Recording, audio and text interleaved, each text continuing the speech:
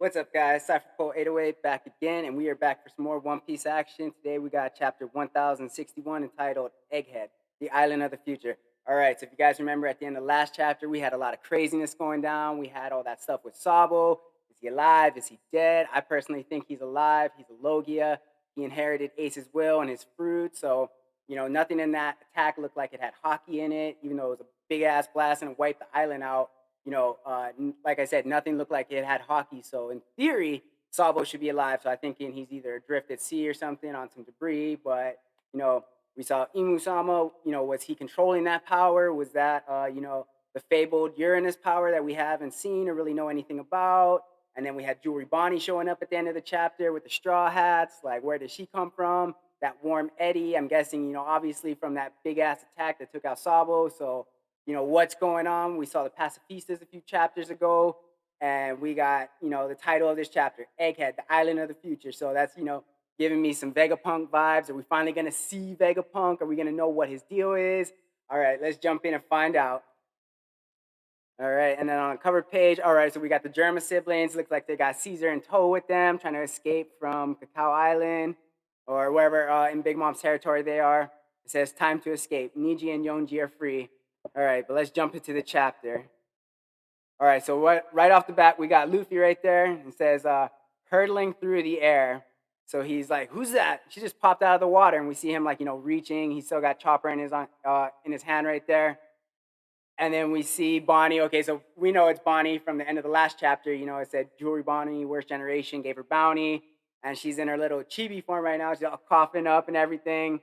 And then we see, she's like, oh, who's there? Wait, where the monster did I go? And then all of a sudden she freaks out. Her eyes just bug out of her head. And they're like, wait, it's still below us. And then, okay, what do we got down? It says, look down. Good. She seems safe, and then everyone's starting to look over the side of the ship right there. So what are they trying to look at? And then they're like, I think that runt's trying to say something. And they're like, oh, look down. All right, so everyone's, looking over. And then what the hell is this? We got a big ass megalodon looking thing in the water about to eat the entire Thousand Sunny. And they're like, there's something scary beneath us. Let's scram before it surfaces. All right, I'm getting, if you guys remember from Heart of Gold, Banbori-sama, that big ass anglerfish that ate the ships. And then all of a sudden, okay, we see what is that? Okay, it looks like a shark, but it's got writing on the side. It says Unk or something. Punk. Oh, what is that? What the hell is this thing? All right, so we see Zora, and he's over there. He's like a shark. No, it's too big, and it's made of metal. And then, okay, we see the Thousand Sunnies, up in the air right there. And then, okay, next we got Jinbei over here. And then, okay, so he's like, hey, that's not good. Luffy and the others, so the Devil Fruit users, they fell in the sea right there. And he's like, all right, Frankie, take the helm. And he jumps into action. Being a fish man, it's his time to shine. Jump in, save the crew members that can't swim anymore. All the anchors. And then, okay, what do we got here? Keel attachment. Clank, clank. All right, what the hell is going on?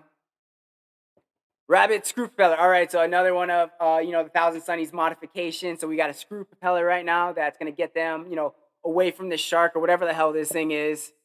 And then, okay, we see this shark, and, it almost kind of looks like it's got a dumb grin on its face. And, okay, oh, no, it looks like it's targeting them. So it's mechanical. And then all of a sudden, oh, it looks like it's got a cannon in its mouth. So it opened up its mouth, and it looks like it's shooting torpedoes at the Thousand Sunny. And then all of a sudden, oh, damn! The Thousand Sunny just took a bunch of direct hits right at the bottom of it. You just see this huge explosion, and they're like, huh? What was that? And then you see the Thousand Sunny looks like getting tipped over right there. And then we see Frankie and Usopp and everyone. They're like, oh, damn, we're capsizing. And then, okay, no, Robin just fell in the sea now. We see Nami fell in. So, all right, so the whole crew looks like they just fell in right there. And then we see Jinbei. He's got this perplexed look on his face. And then what do we got? Okay, so we see Luffy and Chopper right there. And okay, so Jinbei's going to rescue them. And then he's like, huh? That noise, it sounded like an explosion. And then, all right, so Jinbei's rushing them up right now. And then, all right. Okay, so they're stuck in this huge current. We see Jinbei. He's got everyone on his arms right there. But off in the distance, that shark, mechanical shark, whatever the hell it is. And, next panel. Okay, next panel, it's up and it's opening its jaw. And we see what looks like another cannon or something. And then we just see Jinbei, glancing over his shoulder, like, huh? And then all of a sudden he's like, huh? A cannon? And he's like, all right, everybody hold your breath. We're diving again. All right. So, right now, all the devil fruit users really can do is, hold their breath because they can't swim, they can't contribute, they can't protect themselves. They just got to, rely on Jinbei to keep them safe right now. And we just see all of them. They're like dying over there. And then, okay, we see Jinbei. He darts into the water and gets away from the explosion, like just in the nick of time right there. And then, all right. Okay, we see the Thousand Sunny. It looks like it's sinking right there and it says the waves are too strong. We can't get back up. And then this shark is like slurping like it does in, in the cartoons. And then, okay, we got Frankie stepping up right there. Frankie looks like he's going to smash this thing.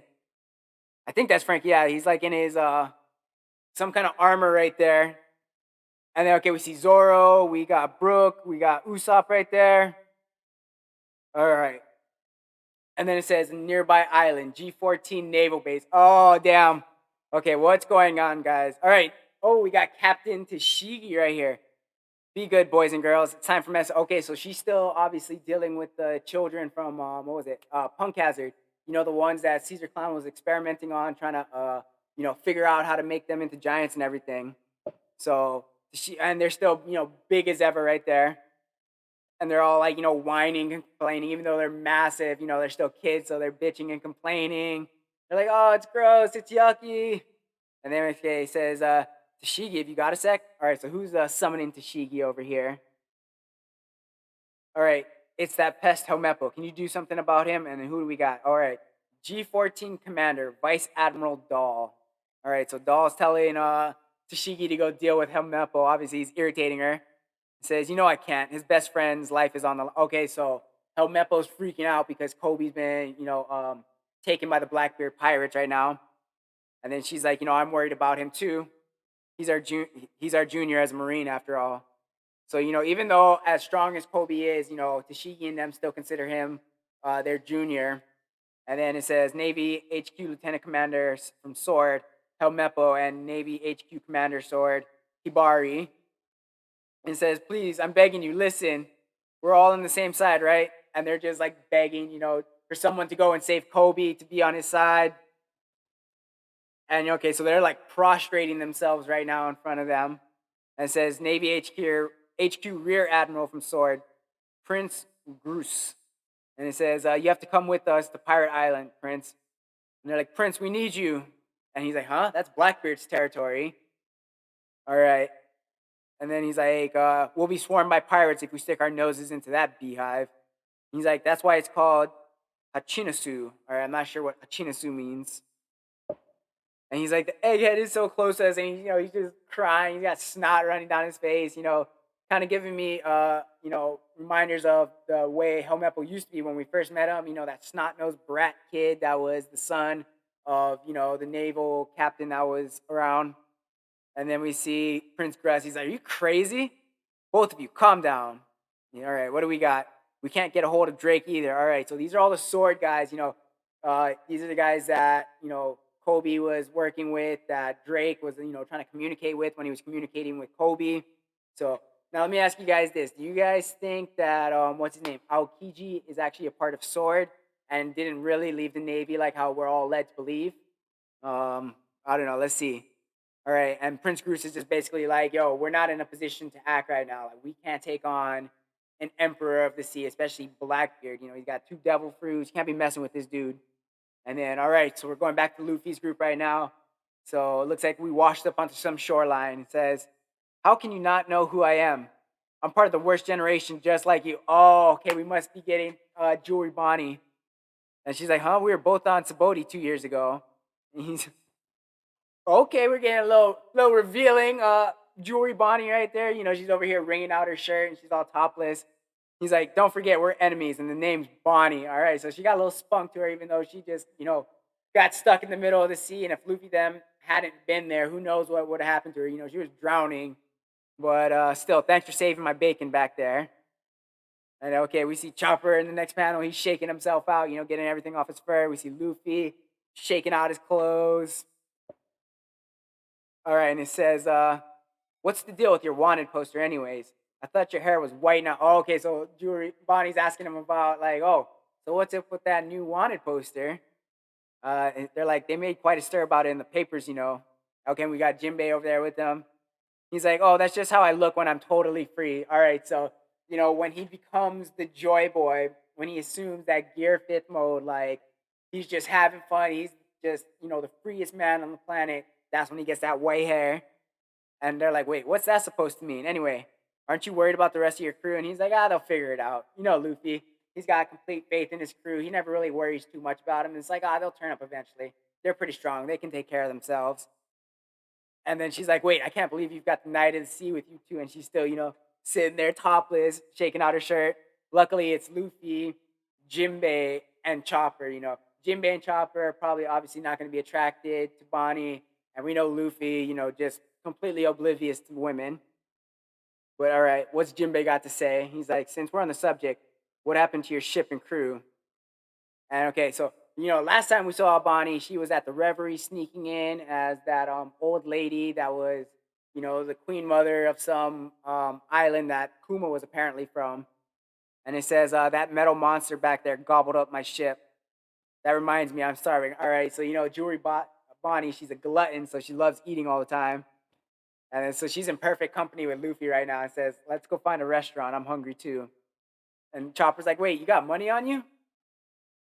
And Bonnie's like, you boneheads don't have a clue. You're not going to find any food joints here. This is a government. Oh, okay, so they landed on a government island. All right, what are we on? They're like, we're on Egghead, this island that's said to be 500 years in the future. All right, we got to be getting some reveals of Vegapunk. Hopefully not just another, you know, silhouetted shadow. Hopefully, like, we get to see the man himself. Maybe get a couple reveals. You know, are you guys feeling that he's really, truly with the Navy? Or he's kind of like a double agent? You know, I think I'm kind of leaning more towards that double agent side, you know, given what happened with Kuma as far as Vegapunk allowing Kuma to protect the Thousand Sunny after he had that final surgery and, you know, became full pacifista. He still let him do that. So there's got to be something good inside of, you know, Vegapunk. Also, when he made Kaido's Devil Fruit, he called it a quote unquote failure. But from what we've seen with Momo, like, thing is pretty on point. It works way better than the smiles that, you know, were created by Caesar Clown. So I don't know, man. What are you guys feeling? What are you guys thinking about Vegapunk? And it says Dr. Vegapunk's research lab is based here. And they're like, huh, Vegapunk? I know that name. And they're like, Vegapunk's the reason I'm here. We've got business. All right, so Bonney clearly is pissed off about Kuma still, so she's going to see the man himself and get some answers. All right, what do we got? And then, okay, we see this big ass robot just lifting the Thousand Sunny, looking like a big thing, big mecha from something. And then we see Frankie, he's just like, you know, he's all got stars in his eyes and he's all stoked. We see Nami, she's looking up. Zoro looks kind of concerned. And then, of course, we see Usopp and he's like, giant robot, yes. Of course, Robin, you know, very reserved in her response. What's old Brooke got to say? He's like, oh, this won't do it all. Oh, wait, no. It's another failure. I wonder why, though. Perhaps overriding primal desires is simply impossible. And they're like, all right, Sanji's like, oh, there's someone coming out. And they're like, who is that? How utterly vexing. Thanks for saving us. All right. So Frankie's like, yo, thanks for saving us. And he's like, whoever are you? I ordered that mecha shark to scout, report, and fire, but if it keeps trying to eat ships, there won't be anything left to salvage. I must have bungled the programming. Okay. Who are we getting right here? It says, forgive me, but did you just say I saved you? Oh, you naive pirates. Okay, so clearly whoever this is, they work for the Navy. This can't be Vegapunk. I work for the government despite my mediocrity. They like to call me their scientific genius. Oh my god, really? This is Vegapunk? Break next week. You can call me. What? Are you serious? This is Dr. Vegapunk? Like, bro, I swear they had, like, you know, the long head. You guys remember that kind of looked like the guys from the Moons when we saw, you know, Enno's backstory, but Vegapunk is a chick. And okay, wait, let's go back. It says, forgive me, but did you just say I saved you? Oh, you naive pirates. I work for the government despite my mediocrity. they like to call me their scientific genius. All right, so it seems like, Vegapunk is gonna try and capture the pirates. So I don't know, maybe I was wrong, mate. Or, maybe Vegapunk isn't siding with pirates because she views pirates as evil, Navy not as evil, but secretly sides with the Revolutionary Army. So I guess in some sense that would make a little bit of sense of why she's not, even if she is siding with the revolutionaries, why she wouldn't necessarily be forgiving on pirates. But oh my god, I can't believe we have a break next week, but we finally get the reveal of Dr. Vegapunk. 1061 chapters of One Piece, and we finally get to see what Vegapunk looks like. I was not expecting this at all, but you know, looking in this last panel, got the earmuffs on. Kind of reminds me of like the Germa with their little earmuffs, and Sanji's in his raid suit and stuff.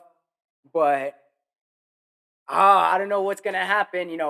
Is Vegapunk gonna realize that this is the Straw Hat crew? And if so, does that mean Vegapunk is gonna want to talk to Luffy or know about Luffy and his devil fruit and the truth behind his devil fruit?